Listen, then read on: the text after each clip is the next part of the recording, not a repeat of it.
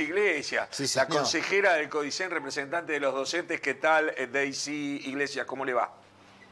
Para ustedes. ¿Todo bien?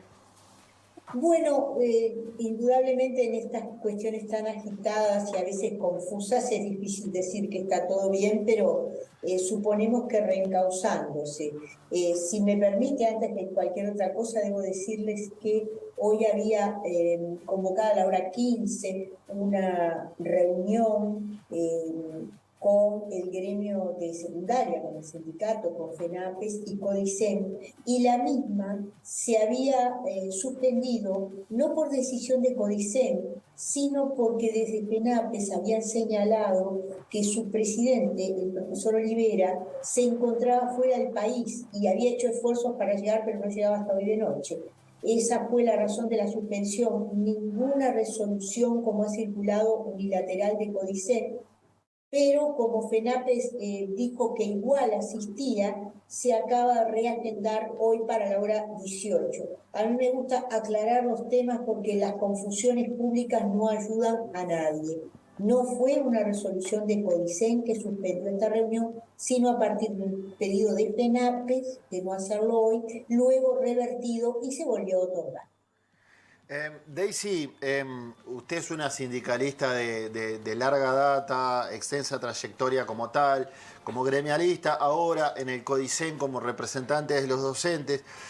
¿Cuál es su reflexión sobre lo que está sucediendo en el IABA, más allá de los asuntos puntuales que hacen este tema tangible, ¿no? La rampa, el ascensor, el salón gremial, si les dieron otro salón de alternativa, que los dejó con llave.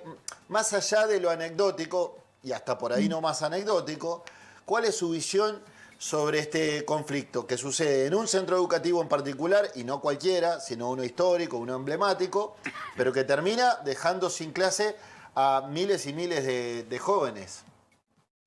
Bueno, la primera reflexión es que referirse a una rampa, a un ascensor y a un salón y que las consecuencias sean de la magnitud que se están planteando resulta bastante incomprensible. Seguramente a este proceso de salón, de rampa, de ascensor, se le fueron agregando otros complementos, y yo lo decía en una nota que escribí, que hice pública, que comenzaron a aparecer emergentes vinculados al rol y funciones de los cargos directivos, a cómo se disponen y cómo se argumentan situaciones de investigación que la administración tiene el derecho a hacer, pero también al cómo se hacen, al cómo se notifican resoluciones, a cuáles son las potestades y límites de las acciones de los gremios estudiantiles, todo en medio de una situación tan confusa que yo he oído referirse a los estudiantes como si fueran trabajadores, incluso en medios, y hablarse de las acciones sindicales. No, los estudiantes no tienen acciones sindicales. Yo pasé por gremios estudiantiles y son acciones gremiales, no le rigen las mismas reglas que a los sindicatos. Y si usted me pregunta en el trasfondo de esta y de otras situaciones, porque a veces las casas están en desorden y hay situaciones que no solo se suceden en secundaria, sino también en primaria, yo voy a dar mi posición sobre un tema de fondo.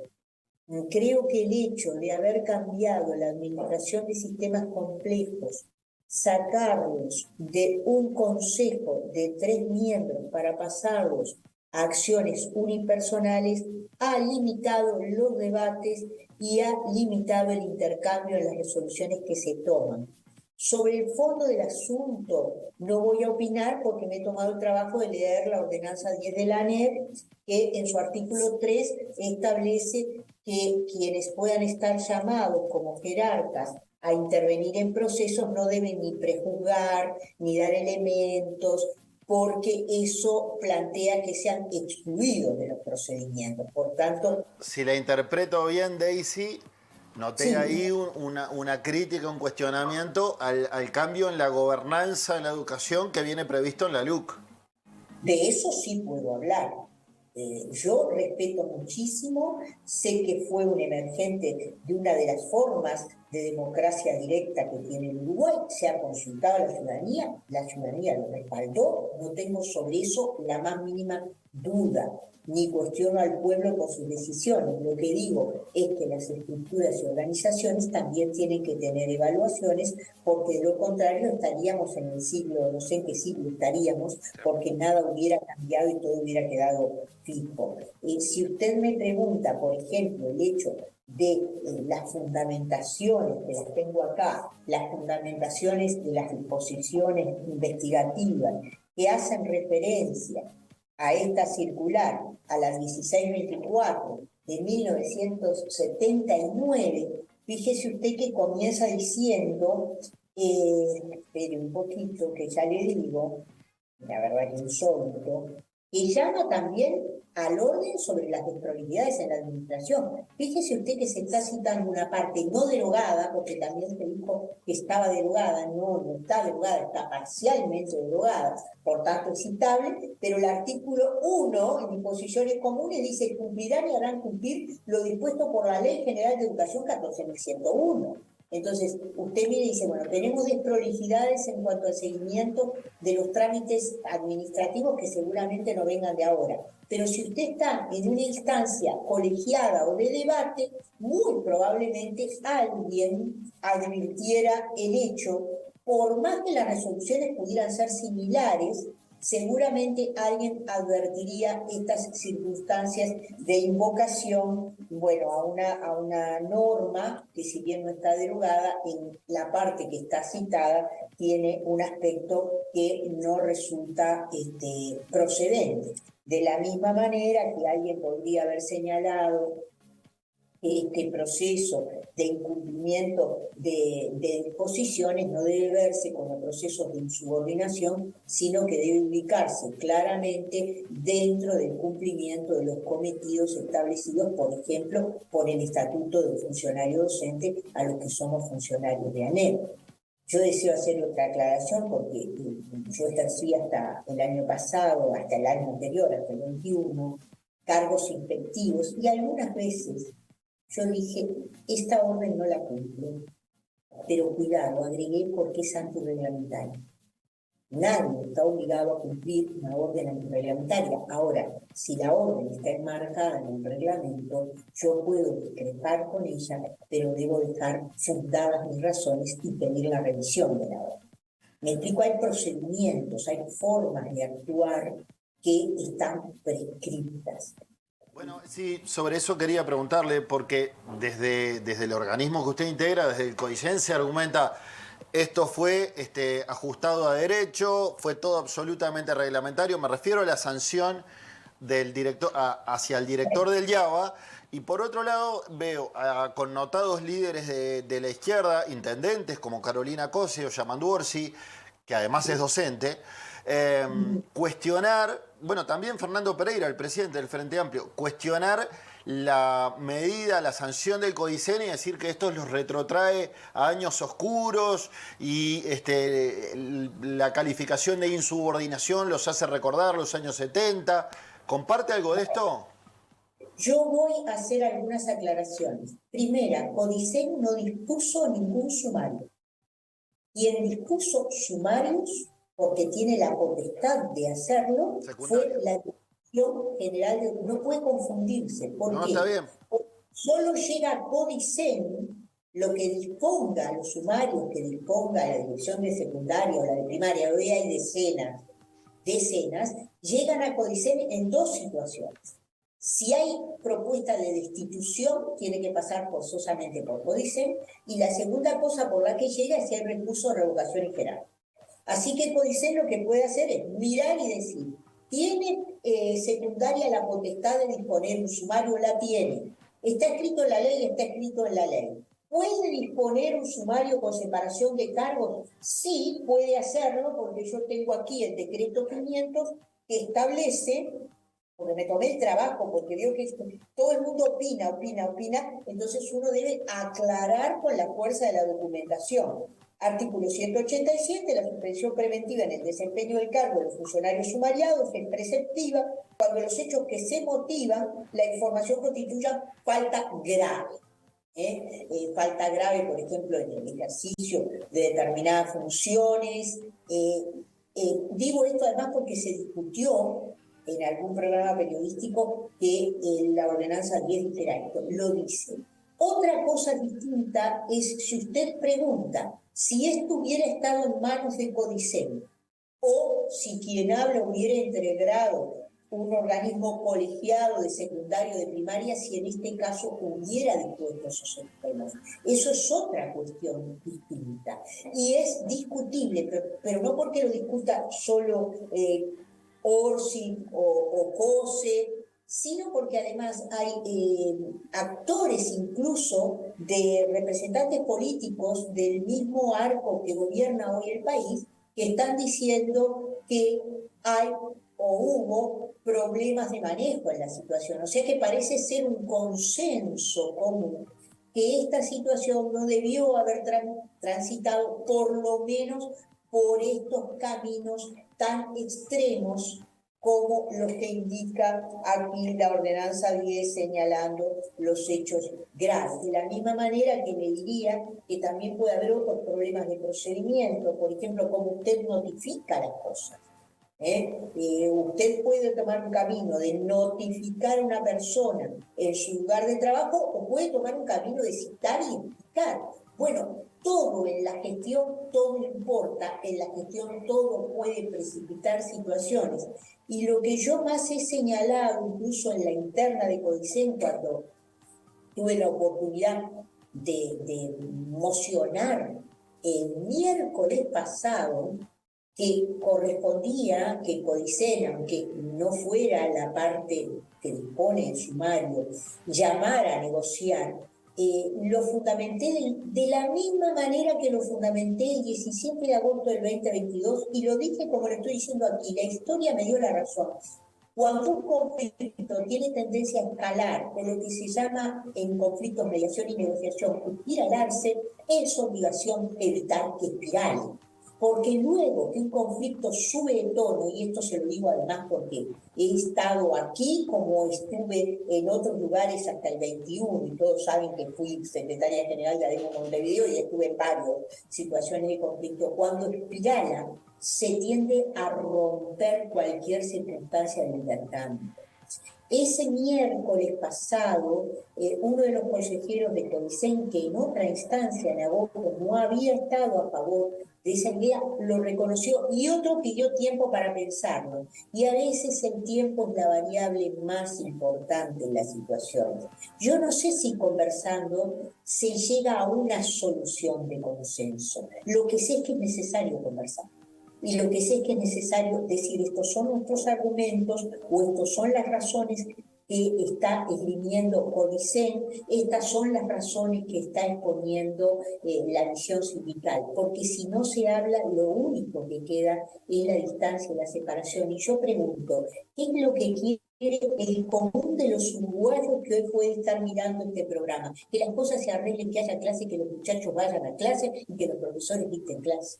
Creo que ese es el sentido común. Entonces hay que dar respuesta al sentido común. Daisy, Nadia Sanjurjo le quiere hacer una pregunta. Daisy, da la impresión de que esto es como un incendio, que fueron varios focos que fueron tomando fuerza y subiendo de tono, como tú mencionabas recién.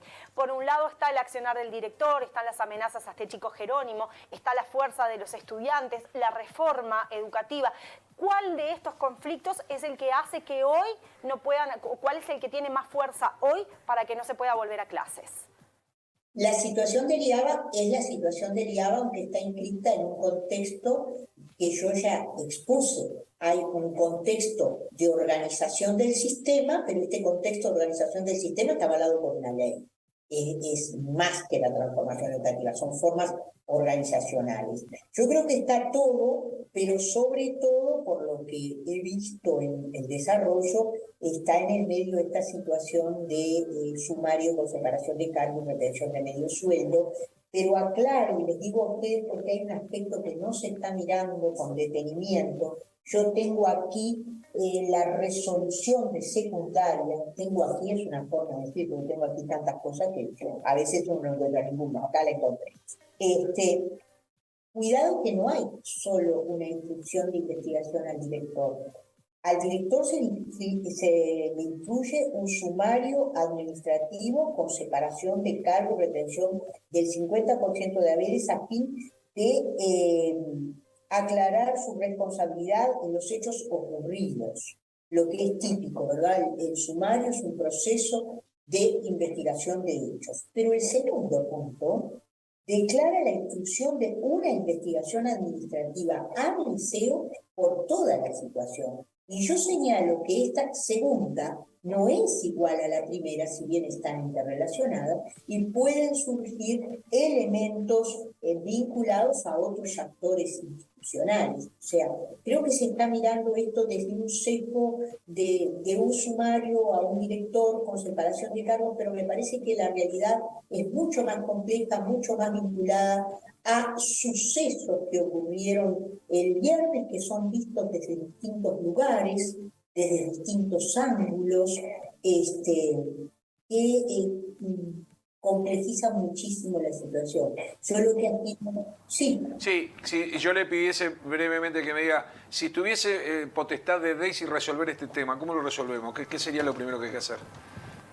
Bueno, lo primero es hablar, es decir, hay información que es reservada, que fue declarada reservada incluso por CODICEN por este artículo 3 de la ordenanza 10. Todo el informe que dio la directora general está reservado. No se pueden brindar elementos salvo una intervención en la cuestión que después tenga. Pero lo primero es hablar, y creo que CODICEN debería expresar qué ve al respecto. Lo segundo, yo no descarto que CODICEN pudiera usar el artículo 13, perdón, que lo quise fotocopiar acá para leérselos. El órgano superior de decisión podrá en cualquier momento suspender el trámite de las actuaciones y ordenar la elevación de los antecedentes a fin de abocarse a su conocimiento. Yo usaría como CODICEN el artículo 13, pediría la suspensión y pediría que se eleven, porque hay hechos que tal vez por parte de la administración se consideren graves, que yo no descarto que puedan serlo, no descarto, digo, no tengo los elementos hoy para firmarlos, que no me corresponde explicitarlos, que tal vez sea necesario revisarlos. Hay actas, hay declaraciones, hay denuncias cruzadas, porque está la denuncia del estudiante, pero yo tengo entendido que también hay otras denuncias que fueron presentadas el mismo viernes. Entonces, esto es un paquete que requeriría calma, paz, suspender cualquier tipo de adjetivación o agravio y tomarse por lo menos un tiempo, que yo hubiera aspirado fuera la semana pasada, para hablar del tema como adulto, porque hay una cuestión que es básica. Usted fue estudiante, fue adolescente, yo también lo fui, y mire que para hablar con más calma tenemos muchos años por delante. El estudiante es sustancialmente reivindicativo y pasional, y creo que de alguna manera está bien que lo sea, porque es una parte del proceso de vida reivindicativo que, bueno, que caracteriza a los jóvenes, por suerte. Está claro, es clarísimo, es tal cual eso. Por eso, como cuando uno se mete a opinar desde afuera, como que se encuentra la contradicción de, che, basta con esto, pero por otro lado, no, está bien que... Uno no sabe si decir qué bien o qué mal, y al final nos vemos metidos en esas acusaciones cruzadas porque se va de la mano, gente que aparte a veces aparece opinando o fogoneando en el lugar o desde afuera del lugar, de ambos lugares, también de distintos ámbitos. Además, un tema que se politizó, ¿no? Por eso, entonces al final, viste, no sabemos, quedamos todos en el brete. Daisy, esperemos... Lo peor es que se partidice, porque política es ley. Sí, está bien. Exacto, lo peor es que se partidice, es tal cual. Daisy Iglesias, muchas gracias por estar hoy con nosotros y bueno, esperemos que se encuentre una solución. Ya ves que me esmeré y le traje hasta los documentos. Tremendo. Estudió. Tremendo, porque se trajo todos los apuntes, es espectacular. Como docente, buena alumna. Es tremendo como vino a preparar. Robisky, ¿cómo la vio a Daisy? ¿Qué calificación le damos? Este es un tema que fue delicado para mí, opiné. Y opiné cercano a la posición de Daisy. Pero ¿por qué, Daisy? Yo vine porque yo la pasé, no me acordaba. Me acordaba de mis 16, 17, 18 años, 19, 20, 21, 22, 23, 24. El maestro estudiantil pasamos todos. Por eso, Daisy. Entonces, cuando salta esto, hay cosas que pueden no gustar, pero eso que dijiste, que esa síntesis, la juventud efervescente, yo puedo verlo tranquilo a mi edad. No hay problema. Se pueden pelear todo lo que quieran. Yo tranquilo espero la paz, pero a la juventud no. También hay que conversar, porque también una de la preparación de los jóvenes es entender Exactamente. hay códigos y hay reglas. De la misma manera, a veces que las mismas familias le dicen, no, mira, tal cosa no, y después dicen, pero está creciendo. Está bien. Muchas gracias, Daisy. Gracias, Daisy. No, gracias a ustedes, un gusto.